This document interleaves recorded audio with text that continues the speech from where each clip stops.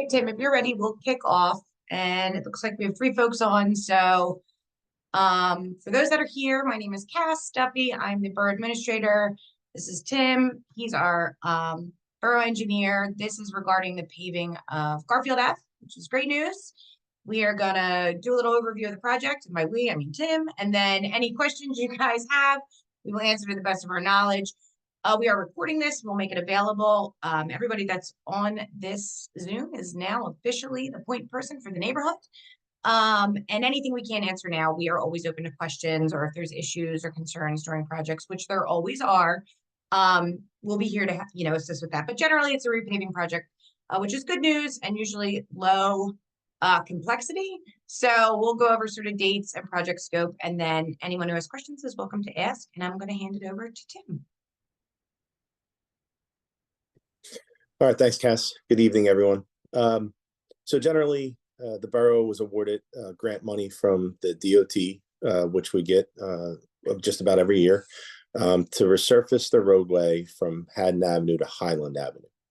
So what this will involve is the milling of the asphalt surface course on the road, and then the overlay of that once it's picked up with new blacktop. We have all the curb on the road will be replaced, and all the driveway aprons on the road will be replaced. All the curb ramps at each intersection will be replaced. What this means for you is that come maybe as early as next week, the contractor will mobilize to the site. The first order of business is trees that are impacted by the project will be removed.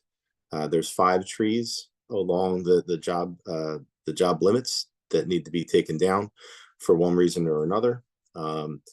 Those of you that are impacted by this have already been contacted by Bobby Hastings of the Shade Tree Commission, so you should be aware if your property is one of those that are seeing a tree to be removed. For the first, once that's done, the next order of business will be the concrete work, so the curb on one side and the other would be replaced, as well as the driveway aprons. When the curb's being done, the areas in front of your properties, when it's being done, will need to move vehicles out of that area. And when driveway aprons are replaced, we're going to ask you to stay off of your driveway between 3 and 5 days after the work's completed to allow the concrete to cure. So typically, we notify the police department to allow them to know that the work's ongoing in the area and that they won't give tickets for parking on the street or in that general area for that duration of time. So hopefully this project gets started next week and we get through and get them in and out of there before the school year starts. So definitely by maybe 3rd week of August, this project will be completed. Other than that, trash and recycling will still be ongoing as normal. Usually those pickups get pushed to the first pickup in the morning. So trash and recycle will be done first thing during your normal day. And other than that, we're going to try to make it the quickest, most painless process for you all as possible. Remington and Vernick will have a field inspector on site. He'll have a high visibility reflective vest on. If there's any direct concerns, I ask you to speak with him. His name will be Steve Feeney. Please speak directly with Steve if you see him out there. If you have other issues, you can feel free to call me directly. We'll leave my number with you, or a contact list will be posted that you can have access to. The contractor is Earl Asphalt. They're a fairly good contractor. We're happy to have them on the project, but I just ask you not to deal with those individuals directly. If you do have an issue, please reach out to us. Cass, I think that's the short and long of it. So I'm not sure if I missed anything. Sounds about right. Date, scope for the folks in attendance. I know it's really brief, but we just want to give you an opportunity to ask questions because we know it'll have some impact on your coming and going. and I can allow anybody that has a question to talk. If you want to raise your hand or throw it in the chat, let me know. Nope.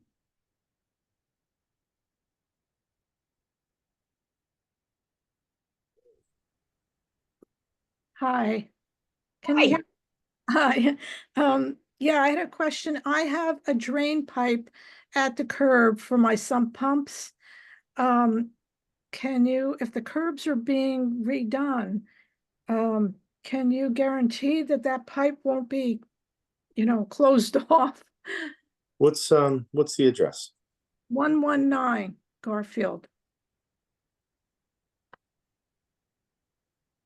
And it's right in the curb.